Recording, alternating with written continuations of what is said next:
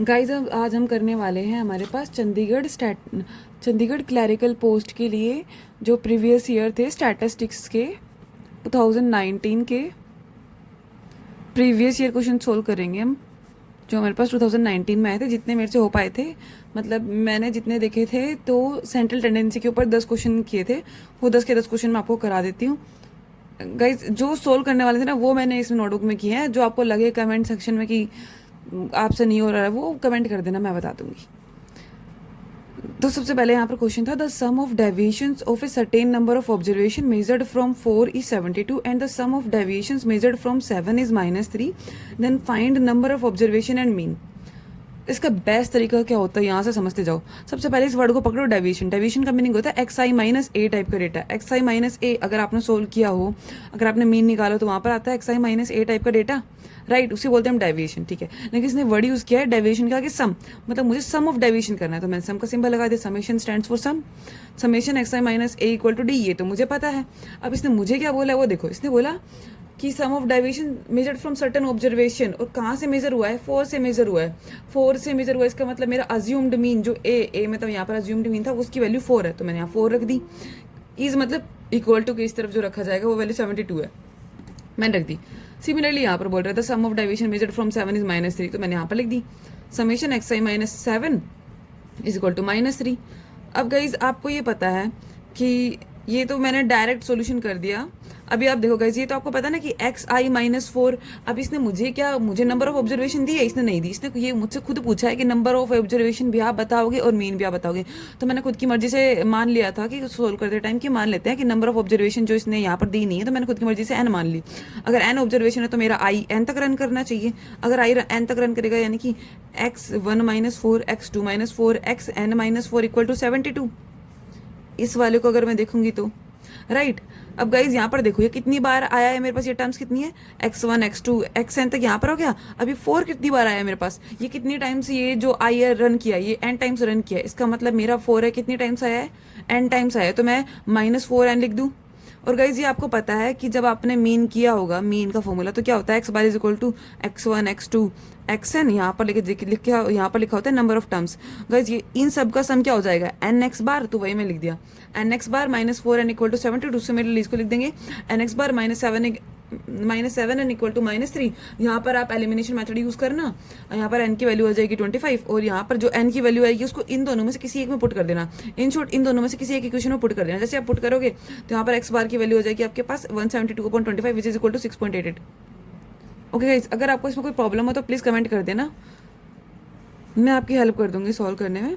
Next question यहाँ पर आता है हमारे पास, जो वहाँ पर लिखा हुआ था, if sum of deviation measured from median is 0। Guys ये आपको पता है, ये तो एक प्रॉपर रिजल्ट है स्टैटिस्टिक्स के अंदर कि अगर जो सम ऑफ डेविएशन होता है अगर उसको आप चेक करते हो मीडियन से तो वो हमेशा 0 आता है। बिल्कुल सही बात है ये। तो वहाँ पर ऑप्शंस थे कि जो मीन है ग्रेटर देन होगा मीडियन से, मीन लेस देन होगा मीडियन से, या मीन बराबर होगा मीडियन के, नन ऑफ द अबव। तो गाइस आपको पता है जब ये कोई बात होती है, ये तो हमें पता है कि ये तो रिजल्ट है कि जो हमारे पास सम ऑफ डेविएशन होता है फ्रॉम मीडियन वो तो 0 ही होता है। तो इस रिजल्ट से मैं मीन के ऊपर कुछ कमेंट नहीं कर सकती। हाउ कैन आई कमेंट इसके ऊपर। नेक्स्ट गाइस हमारा क्वेश्चन था, if mean of number of, ये जो हमारे पास कुछ सर्टेन नंबर दे रखे हैं, इन सब का जो मीन है वो 60 है। तो इसने पूछा है कि हमारे पास कुछ नए वैल्यूज दे दी, इनका मीन क्या होगा। बहुत सिंपल है, देखो जो यहाँ पर x है वो यहाँ पर x है, पहला चीज़ तो ये। यहाँ पर देखो कितनी नंबर ऑफ टर्म्स है, 1 2 3 4 5 टर्म्स है। ओके, मीन क्या होता है, sum of all the observation upon total number of observation. तो मैंने इन सब का सम किया, नीचे 5 से डिवाइड किया, 60 के बराबर लिखा हुआ है कि मीन 60 है। ये इधर मल्टीप्लाई में इधर के डिवाइड आ जाएगा, इन सब का ऐड कर देना आप, एक्स की वैल्यू हो जाएगी 56। इसका मतलब मेरा यहाँ 56 आ जाएगा। इन सबको ऐड कर दो, जितने नंबर ऑफ टर्म्स है 5 है तो 5 से डिवाइड कर दो, आपका आ जाएगा यहाँ पर मीन 76। आई होप गाइज ये भी आपको समझ में आया होगा, इसमें कोई प्रॉब्लम नहीं हुई होगी। नेक्स्ट हमारे पास गाइज क्वेश्चन था जो मैंने किया था कि मोड दे रखा है हमें 30, यहाँ पर हमें दे रखा मीडियन, मोड 40 मीडियन 30, हमसे पूछा गया मीन बताओ। ठीक है भाई, हमसे मीन पूछ रहा है। अब आपको पता है यहाँ पर इनका एक स्टैंडर्ड रिजल्ट होता है, mode is equal to 3 median -2 mean, ये एक एम्पेरिकल रिजल्ट होता है। तो इसके अंदर हम वैल्यूज रख देंगे, मोड की जगह 40 चिपकाया मैंने, तो 3 मीडियन यानी कि 3 × 30 -2 मीन। इसको सब्ट्रैक्शन कर देना, माइनस का 50 या माइनस का 2 मीन, माइनस से माइनस खत्म यानी कि प्लस, और ये मल्टीप्लाई में इधर डिवाइड, तो मीन की वैल्यू कितनी हो जाएगी 25। आई होप गाइज आपको इतना समझ में आया होगा, this was too easy. Next guys हमारे पास ये क्वेश्चन था, the mean age of a group of man and women is 30 years.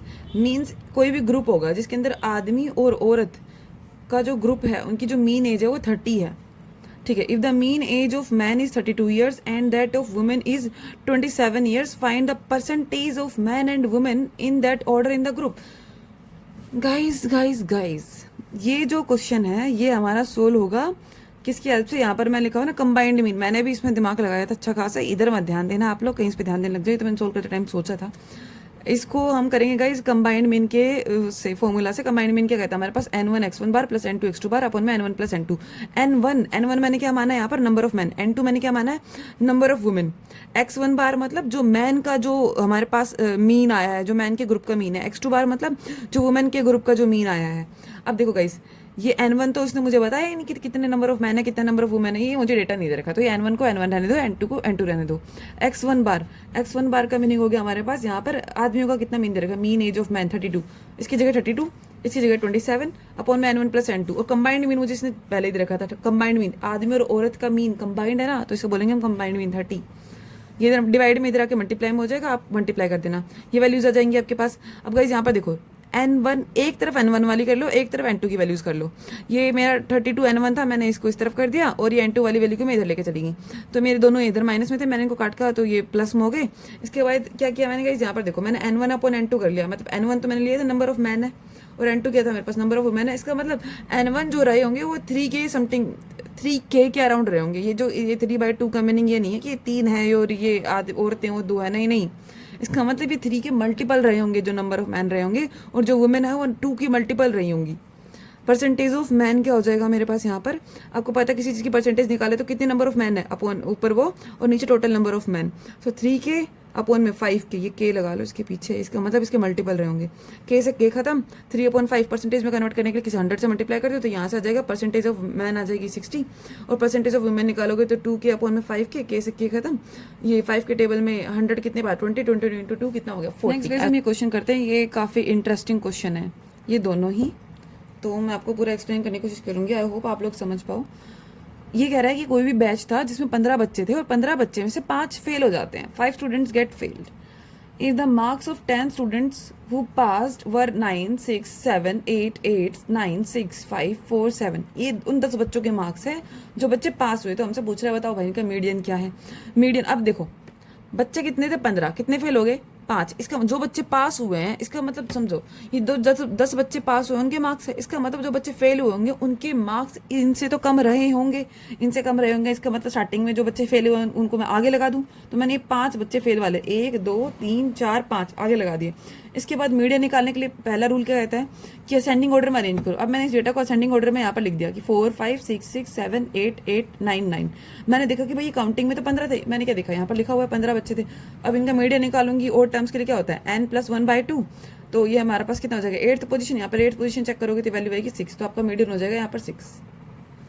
Next guys हमसे यहाँ पर दिया गया था कि आपको इस टाइप से कोई डेटा गिवन था, उधर आपको क्यूमुलेटिव फ्रीक्वेंसी गिवन थी नीचे के 4 की, ठीक है। तो क्यूमुलेटिव फ्रीक्वेंसी की हेल्प से आप फ्रीक्वेंसी तो निकाल ही लोगे, नहीं आता तो लेट मी टेल यू 96 में से 87 सब्ट्रैक्ट करो, आपका यहाँ पर फ्रीक्वेंसी आएगी। 87 में 75 सब्ट्रैक्ट करो, यहाँ पर फ्रीक्वेंसी आएगी। 75 में से 42 सब्ट्रैक्ट करो, यहाँ पर फ्रीक्वेंसी आएगी। गाइज इसके कोरस्पॉन्डिंग आप XI निकाल लोगे, वैसे तो नीड नहीं है इसकी। XI क्या होती है आपके पास, XI मतलब क्लास मार्क निकाल लोगे आप, lower limit plus upper limit by 2। तो गाइज ये हमारे पास आ जाएगा 10, ये 20, ये 30, ये 40, ये 50, ये 60, 70 एंड ये 80। ओके अब गाइज ये हमसे क्या पूछना चाह रहा था, ये मुझसे पूछना चाह रहा था कि मुझे बताना है आपके पास कि इसका मीडियन क्या होगा। हाँ इस डेटा का मीडियन क्या होगा हमारे पास, तो आई होप गाइज आप बता पाएंगे हमें मीडियन क्या होगा।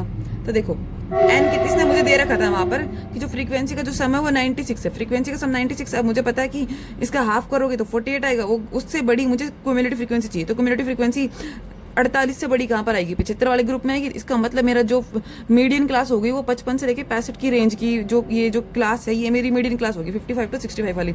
इसमें एल की वैल्यू होगी हमारे पास 55, एच हो जाएगा मेरा 10, n/2 तो आपको पता ही चल गया यहाँ से 48। Cumulative frequency of the preceding class यानी कि 42 अपॉन में एफ यानी कि इस क्लास के सामने लिखा हुआ फ्रीक्वेंसी 33 इंटू में एच। आप सोल्व कर लेना 56.82 आपका मीडियन आ जाएगा।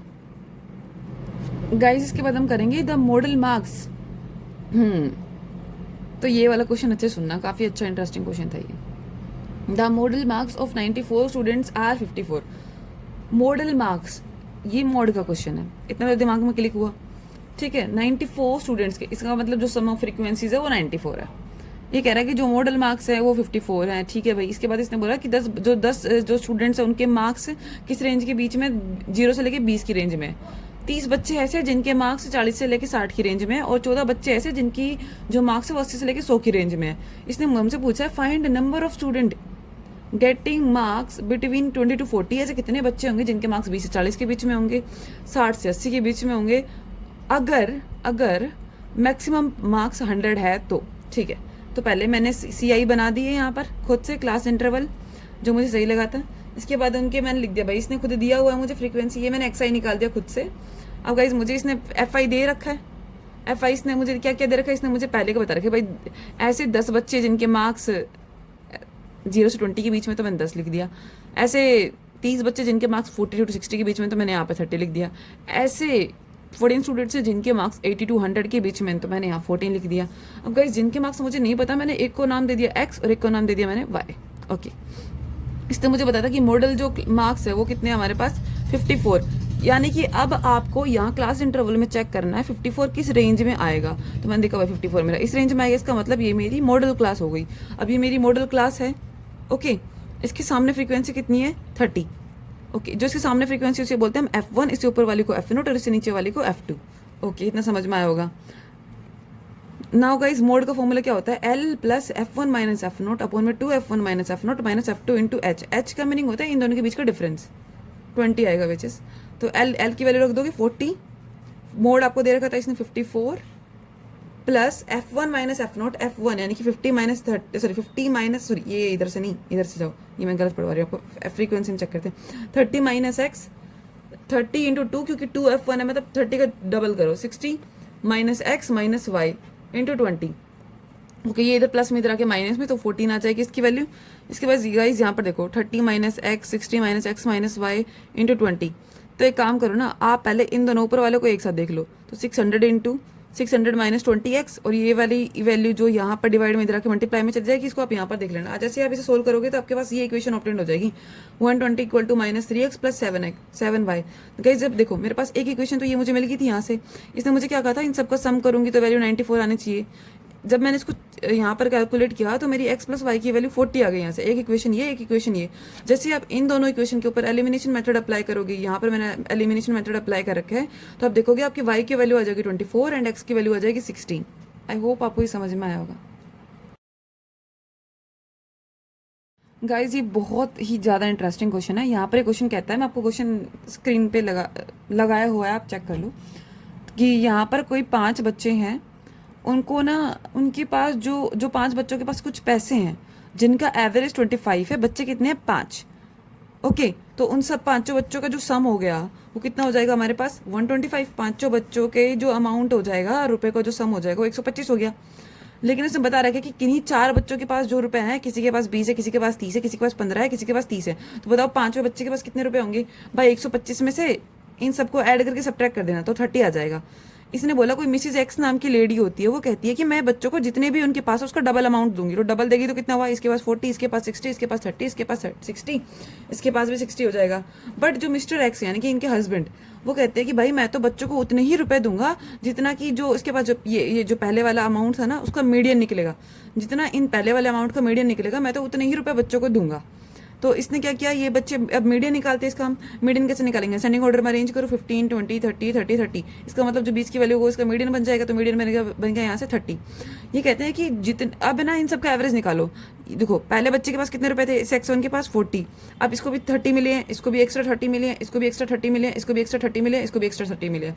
इसका मतलब यहाँ पर इस बच्चे के पास रुपए हो गए 70, इसके पास हो गए यहाँ पर 90, इसके पास हो गए यहाँ पर आपके पास कितने 60, इसके पास भी हो जाएंगे आपके पास 90, इसके पास भी हो जाएंगे 90। इन सबको ऐड करो और बच्चे कितने मेरे पास 5 से डिवाइड कर दो, तो आपका एवरेज कितना आ जाएगा 80। ये आपका आंसर है।